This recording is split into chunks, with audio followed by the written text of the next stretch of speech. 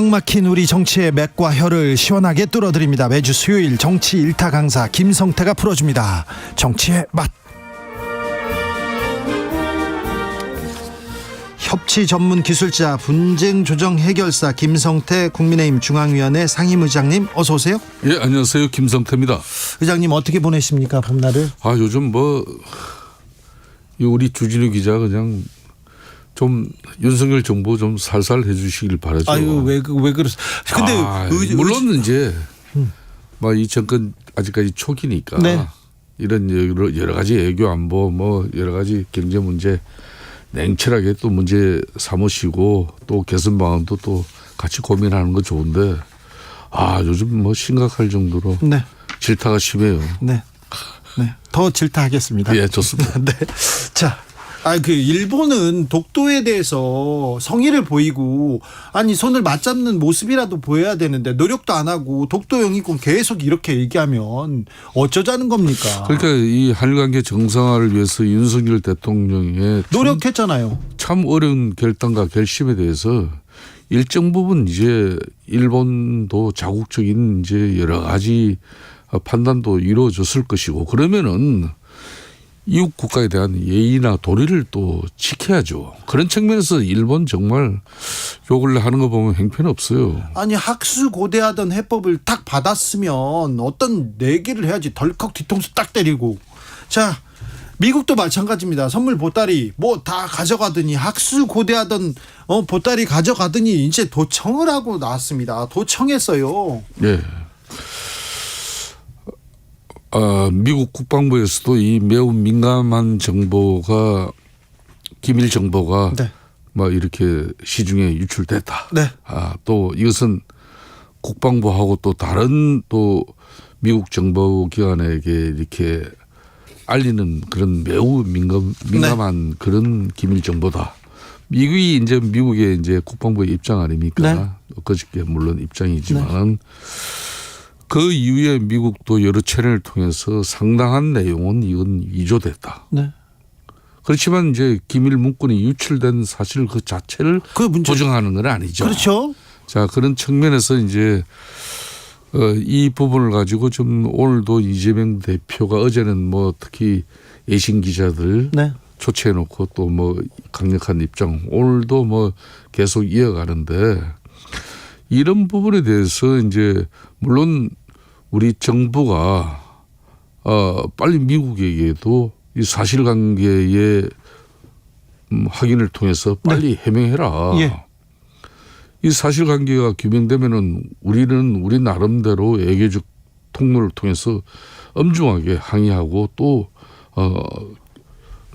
재발 방지를 요구하겠다. 사실관계 확인, 그리고 엄중하게 사과나 항의, 경고, 그 다음에 재발 방지의 대책, 이 얘기가 나와야죠. 자, 이런 부분을 이제 발빠르게 이렇게 정리하면은 네. 어찌 보면 이 논란을 잠재울 수도 있어요. 국민들도 지켜보죠. 그렇지만은 이제 이번 같은 경우는 네. 2013년도에 그때 이제 에드워드 스노든 네. 그때 이 폭로처럼 네. 그게 팩트가 명확하게 맞아 떨어져 버리면은 네. 실존 인물까지도 있고 네. 폭로한 인물이 전면에 나섰잖아요, 그죠? 그런 상태면은 이게 정리가 간결한데, 이거는 이제 기밀 문건이 유출은 됐는데 그 실체가 좀 모호하다 보니까 이건 위조됐다. 또 이 내용은 상당히 그렇다. 이러다 보니까 우리 정부 입장에서도 좀 맹쾌한 입장이 정리되지 않는 것은 분명 사실이에요. 그런데요. 네.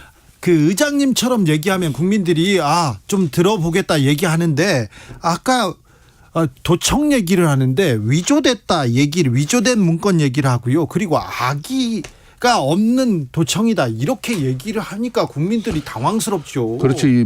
잘못 받아들이면은 우리 정부가 선제적으로 네. 이걸 프레임 전환을 하려고 하고 하죠. 있다. 네. 이렇게 인식되어지면은 네. 별로 좋지 않죠. 그렇게 주권 국가인 네. 대한민국이 아무리 한미 동맹 관계가 중시되고 또 미국의 실질적인 여러 가지 경제 외교 부분의 협력 관계가 중하더라도 네. 또 할 이야기는 또 해야죠. 해야죠. 그렇지만 이제 윤석열 대통령께서도 그 타이밍을 지금 보고 있을 거예요. 보고 있을 거라고. 저는 그렇게 생각합니다. 네. 이분이 그렇게 뭐 이 동맹의 핵심 가치가 상호 존중이고 신뢰라는 걸 모르고 있는 분은 아니지 않습니까? 그러니까 국익적인 측면에서 국익과 안보 이걸 신뢰를 추구하는 입장에서 지금 특히 이제 얼마 남지 않은 미국 국빈 방문을 앞두고 예. 이걸 바이든 대통령이 윤석열 대통령과 만나더라도 외교 안보 문제만 논의하는 장이 아니에요. 예. 12년 만에 이 국빈 방문입니다. 그렇기 때문에 너무나 산적해 있어요. 이 어젠다 자체가. 예. 특히 지금 경제위기, 금융위기를 극복하기 위한 양국 간의 이런 협력 방안 이거 대단히 중요한 거죠. 그렇기 때문에 대려 이런 내용을 가지고 이 전화위복의 계기로 슬기롭게 저는 대처할 필요도 있다. 그게 외교의 힘이죠. 외교. 그렇죠. 예. 그런데 만약에 이 문제를 가지고 이제 한미 정상회담에 지렛대로 잘 삼겠다. 이거 좋은데요. 네. 문제는 전제는요. 의장님께서 지적한 대로 사실관계는 파악해야 됩니다. 도청을 얼마만큼 했는지 어떤 내용을 가지고 있는지 알아야 될 거 아닙니까? 네. 그리고 재발 방지 대책 세워야 될 것 같고요. 네. 그다음에는 사과는 받아야죠. 항의해야죠. 그렇습니다. 왜? 그렇기 때문에 이게 국익적인 차원에서 이 외교 간에 특히 국가 간의 문제가 생기면요. 때로는 야당의 입을 통해서 네. 또 우리 국민들의 정서를 강력하게 항의하는 것도 하나의 수단입니다. 그렇죠. 저는 그런 측면에서 네. 민주당에서 네. 이걸 또 뭐 반미 이런 국민적 감정을 조장하는 행위는 저는 정말 맞지 않는 거라고 보고요. 예. 다만 그래도 지금 뭐 국빈 지금 미국 방문을 앞두고 한국 정부 입장에서 뭐 적나라하게 할 수 있는 특히 외교 관계에서 네. 비롯된 문제는 참 여러 가지 어려운 부분이 많아요. 네. 그런 때는 또 야당의 입을 통해 가지고 그렇죠. 국민의 목소리가 또 이렇게 미국 정부에 가장 강력하게 전달되는 수단으로 또 활용되기도 해요. 그렇죠. 그렇기 때문에 이걸 가지고 우리 국내적으로 다시 여야 관계가 또 막 갈등과 반목 대립으로 뭐 이렇게 치부되어지면 안 된다는 이야기예요. 알겠어요. 근데 의장님처럼 이렇게 얘기를 해주면 그렇다 이렇게 생각도 하겠어요. 그런데 자 국민들이 자존심이 상해한다. 그래서 이 도청 이런 문제는 묵과하지 않는다. 이런 걸 가지고 협상의 지렛대로 삼아야 되는데 우리 외교안보 사령탑이 도청을 당했어요. 그런데 이인자가 가서는 악의 없다.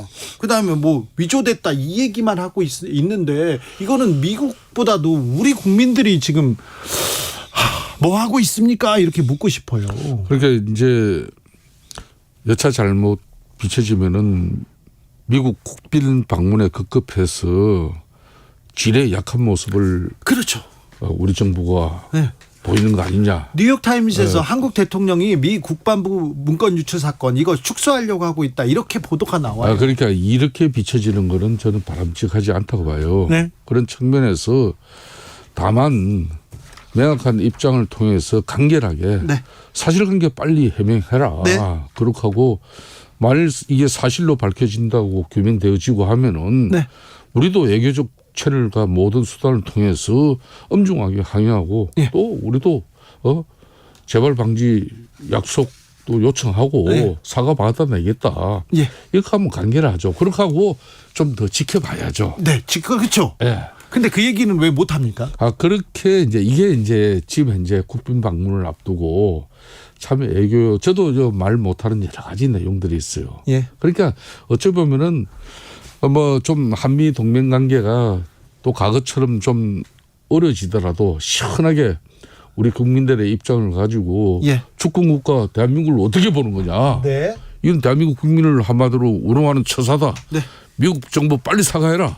이렇게 하면 시원하죠. 네. 그렇지만 또 국가 관계에서는 특히 이 이제 도감청을 통해 가지고 이 정보 전쟁은 웬만한 나라치고 이렇게 서로 감청을 하지 않는 곳이 드물다고 할 정도로 공공연한 비밀이에요. 물론 이게 그 국가 주권을 훼손시키는 행위는 절대 안 되죠. 안 되죠. 안 됩니다. 국가 안보 경제 이걸 지키기 위한 수단이 돼요. 네. 근데 민주당에서 대통령실 용산 이전 안 했으면 이런 안보 공백 안 생겼을 텐데 이렇게 얘기하는데 그러니까 저도 민주당이 아까 얘기했지 않습니까? 네. 때로는 국가와 국가 간에 우리 정부가 하지 못할 이야기를 네. 우리 야당인 민주당이 네. 우리 국민의 목소리로 때로는 미국 정부에 강력하게 항의하는 모습 저는 네. 일정 부분 필요하다고 봐요. 네. 그런데 마치 이걸 또 국내로 이제 끌고 오잖아요. 청와대 이전을 안 했으면 이런 일이 없을 것처럼 이렇게 또 프레임을 씌워가지고 국민들에게 호도하는 것은 이거는 잘못된 거라는 거예요. 그렇습니까? 예. 그래서 좀 이거는 국익과 안보 차원에서 네. 우리 판단하자. 집권당 정부 또 이것도 우리도 나름 우리 국민 또 생각해 줘야 되고 민주당 야당 입장에서도 네. 국익 측면에서 좀 여러 가지 좀 알겠어요. 갱중을 좀 가려주면 좋겠어요. 네. 김성태 의장님도 사실상 설명하기가 힘든 아주 어려운 문제입니다. 자, 그런데요. 유승민 전 의원이 대통령이 나서서 이렇게 한미 정상회담에서 직접 거론해야 된다 이렇게 얘기하셨는데 이 부분은 뭐 유승민 전 대표 같은 경우는 지금 민주당 이재명 대표보다도 더 독한 말 서슴지 않고 쏟아내고 있잖아요. 그 상식적인 얘기 하시는 거 아니에요? 그 본인은 좀 이제 여기는 감정이 깃들어져 있어요. 지난번 이제 작년이죠. 네. 6일 지방선거 앞두고 예. 경기지사 이제 경선 과정에서 네. 본인은 이제 지금 용산의 김원혜 홍보수석 네. 이걸 이제 용산에서 개입해 가지고 자기가 이제 그 경선에서 떨어졌다. 뭐 그렇기 때문에 뭐 여러 가지 또 감정이 있는 거죠. 그렇다고 해가지고 그런 식으로 표현하는 건 저는 맞지 않다고 봐요. 다만 이런 문제도 역사는 계속 반복되는 문제죠. 전 세계 수많은 지도자가 어떤 외교 노력이나 외교 방식으로 어떻게 국익을 이끌어냈는지 그걸 연구하고 또 유승민 또 의원 같은 경우도 공부를 많이 하신 분이잖아요. 네. 뭐 그런 측면에서 어쩌면 그것이 애국에 대한 이런 도감청보다도 더 큰 힘을 발휘할지도 모른다는 그런 좋은 말을 좀 따끔하게 하는 것은 저는 괜찮다고 봐요. 알겠습니다. 국민의힘은 이제 한 달 지났습니다. 김기현 의원 출범 한 달 됐는데 네. 근데 오늘도 정광훈 목사 얘기가 나옵니다. 어떻게 하실 거예요? 계속 얘기하실 거예요? 우리 얼마 되지 않았습니다만은 김기현 대표 지금 당 체제에서 네. 저는 거듭 이 방송을 통해서도 밝힙니다만은 지금 민주당이든 우리 국민의힘 보수 진영이든 양쪽에 한 30%의 거의 고정적인 지지는 있습니다. 네. 무당층 이 중도층의 지지를 앞으로 내년 특히 총선을 앞두고 어느 정당이 많이 이끌어 가느냐 여기에 따라서 성패가 가름되는 거예요. 네. 즉 그 말은 보다 합리적이고 객관적이고 균형적이어야 된다는 거죠. 그래야만이 이 중도층 흔히 말하면 무당층이 지금 엄청 넓어졌어요. 네. 전에는 뭐 보수 네네. 내지는 진보로 이렇게 딱 그렇죠. 이분법적으로 나눠지는 거 간결했는데 지금은 중도 무당층이 훨씬 더 많아요. 어느 진영보다. 그렇다고 볼 수 있죠. 그렇기 때문에 국민의 입장에서도 정광훈 목사님을 추종하는 그런 지층들이 우리 당의 책임당으로 일부 좀 들어와 있지만은 네. 너무 그분들을 의식해 가지고 중도층의 합리적이고 균형적이고 객관적인 이 목소리를 우리가 소홀히 할 수 있는 그런 눈은 범하면 안 되죠. 네. 그렇기 때문에 좀 김기현 대표 입장에서 좀 단호하게 이 부분은 정리하는 게 좋아요. 그렇습니까? 네. 김재원 최고위원 징계 논의한다 이런 얘기가 나옵니다. 윤리위원회가 꾸려졌거든요. 윤리위원장을 새로 이제 모시고 네. 또 법조인 출신으로 또 상당히 소신 있는 판사 출신 분을 영입하셨어요. 네. 뭐 이분에게 이제 뭐 윤리의 첫 번째 과제가 어떤 게 떨어질지는 아무도 모르는 거죠. 그렇지만 그분이 이제 윤리를 구성하고 난 뒤에 지금 국민적 여러 가지 우려가 있고 특히 이 건강한 보수 진영을 꿈꾸는 많은 그 중도 이런 진영에서의 바람을 일정 부분 대변하지 않겠나 저는 그렇게 보고 있습니다. 그래서 징계를 한다는 건가요? 안 한다는 건가요? 정치적으로 이렇게 쑥 넘어가세요? 아니 그거는 이제 미리 우리가 예단할 수 없는 아이, 부분이죠. 그 의장님 아시면서 그러세요. 그거 전혀 모릅니다. 아이, 알면서 그래요. 전혀 몰라요. 이 부분은 네. 김기현 대표도 윤리위원장에게 사전에 이걸 뭐 어떻게 하라 아, 몰라요? 주문하면 그 윤리가 아니죠. 윤리는 독자적인 그래도 당의 기관과 당의 질서 체제 유지를 위한 그런 독립성이 있는 조직인데 아이고, 그걸 우리 같은 사람이 알면은 그것도 바람직하지 않죠. 아니, 저는 알겠던데요. 국민의힘 윤리에 보면 이준석 전 대표만 징계하고 나머지는 괜찮고 용산하고 친하면 징계 안 하고 막 그러는데 이번엔 안 그럴까요? 뭐 지켜보시죠. 네, 저는 지켜볼까요? 그렇지 뭐 예단할 필요는 없다고 봅니다. 박근혜 전 대통령이 대구 동화사를 찾았습니다. 대구 동화사 정치적으로도 매우 무게 있는 곳인데 유영하 변호사하고 찾았어요. 어찌 보십니까? 이게 이제 내년 총선을 앞두고 이제 딱 1년이지 않습니까? 네, 딱 1년 남고 이당 저당 이제 다양한 이제 욕구와 요구가 예. 분출하게 되어 있습니다. 예. 그런 일정 부분 총선의 공천 지분을 통해서 그 문제가 수습되기도 하고 예. 또 때로는 분란의 소지가 되기도 하고 네. 때로는 선거에 지는 그런 뭐 요인이 되기도 해요. 그럴 수도 있어요. 그래서 아주 중요한 부분인데 네.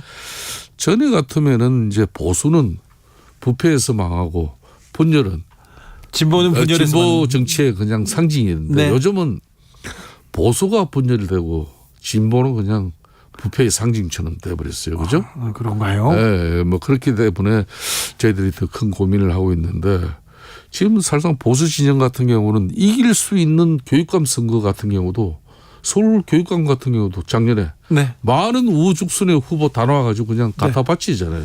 그렇듯이 저는 뭐 박근혜 전 대통령을 김기현 대표가 만나고 예. 또 박근혜 대통령께서도 동화사를 가서 또 이렇게 불심을 접하는 그런 시간도 중요하겠지만은 내년 총선을 치러야 하는 국민의힘의 모든 압박 요인이 되어서는 절대 저는 안 된다고 봅니다. 그래요. 내년 총선은 정말 윤석열 대통령, 윤석열 정부의 중간 평가가 될 수밖에 없는 그런 선거예요. 예. 뭐 그런 측면에서 우리가 과거의 간성이나 타성에 젖어버리는 어떤 그런 식의 공천과 또 총선 체제를 맞이해버리면 이거는 필패는 뻔한 일이에요. 그런데요, 윤석열 정부의 MB계 뭐 득세하고 있고 지금 핵심이다 이런 얘기합니다. 윤핵관 거의 대부분 MB계로 채워졌다 얘기하는데 이번 총선에서 우리도 가만히 있지 않겠다. 친박계도 움직입니다. 유영하 변호사는 뭐 박근혜 전 대통령 등에 업고 지금 움직이기 시작한 것 같고요. 최경환 전 경제부총리 움직인다고 합니다. 열심히 지금 경산에서 밭갈이 하고 있다고 하고요. 우병우 전 민정수석 얘기도 나옵니다. 제가 그래서 좀 전에 이야기했잖아요. 예. 이런 행태의 지분 그 확보를 위한 다양한 정치 활동이 이제 이루어집니다. 네. 총선 전에는. 욕망이 뭐. 그렇습니다. 네, 이걸 뭐 그렇죠. 어떻게 제어할 수는 없는 거예요. 그렇지만은 내년 우리 당은 네. 공천이라는 이 결과물로 가지고 네. 어떻게 교통정리가 되는지 국민들에게 네. 보여줘야 되거든요. 네. 그런 측면에서 이분들이 일정 부분 또 지역의 기반을 좀 갖추고 또 뭐 그런 또 영향력을 가지고 해서 일희일비하면 안 되는 것이요. 명확한 국민의힘은 이제 건강한 보수 정당으로서 나아갈 지향점을 가지고 네. 국민들에게 우리가 어떻게 윤석열 또 정부와 어필할 것인가 이걸 고민해야 되는 것이죠. 그걸 고민해야 되는데 민생을 어떻게 챙길 것인지 그렇습니다. 국민들 살림살이 어떻게 도닥일 것인지 그걸 챙겨야 되는데 국민의힘에서 이슈 나오는 거 보면 지금 보세요. 이제 개파 갈등 얘기 조금 나올 것 같고요. 그다음에 정강훈 목사 얘기만 하고 있잖아요. 그러니까 이 당의 기관과 체계가 제대로 서지 못하면요. 네. 특히 총선 1년 앞둔 이 전국에서는 지도부가 여지없이 흔들릴 수밖에 없는 상황이 돼요. 네. 그렇기 때문에 지금 김기현 당 체제가 한 달밖에 되지 않았습니다만은 이제는 자기 목소리를 가져야 되는 거고 네. 관리형 대표의 그 일정 부분 한계를 또 벗어나야 됩니다. 그래서 국민의힘이 사회계획 정당으로 윤석열 정부와 함께 거듭나는 모습으로 나서줘야 되는 거예요. 영국 보수당이 300년 역사를 가지고 저렇게 존재하고 또 성공하는 이유는 이런 위기 때마다 대려 영국의 진보 정당인 노동당보다도 더 계획적인 사회계획 정당으로서 탈바꿈됐거든요. 그래서 그 흔히 말하는 인종차별이 있었던 참정권도 확대시켜줬고 네. 또 사회계획을 통해서 복지를 더 크게 향상시키고 노동자의 지위도 고민해주고 아무튼 이런 국민의힘이 걸 우리가 사회개혁 정당으로 네. 거듭 태어나야죠. 국민의힘이 국민의 목소리를 들었으면 좋겠어요. 국익을 위해서 좀 뛰는 모습 이렇게 보여주셨으면 좋겠습니다. 저희들이 본고를 쇄신하고 네. 지금 우리 주진우 기자님의 이런 뭐 여러 패널들 하시는 말씀을 네. 저희들이 잘 새겨서 네. 앞으로 우리 당과 또 근데 윤석열 정부가 신기일전하도록 하겠습니다. 문제는 뭐냐면 김성태 의장은 잘 듣는 것 같은데요. 국민의힘 지도부는 안 듣는 것 같고요. 대통령실도 안 듣는 것 같아요. 그 그렇지. 얘기는 그렇지 않습니다. 이거 그 얘기는 또 하죠. 위기는 곧 기회가 될 수 있기 때문에 얼마나 이 처절한 진정성으로 변화하느냐 이걸 국민들이 지켜볼 거 아닙니까? 알겠습니다. 좀 기다려 주십시오. 네, 김성태 국민의힘 중앙위원회 상임의장이었습니다. 감사합니다. 예, 감사합니다.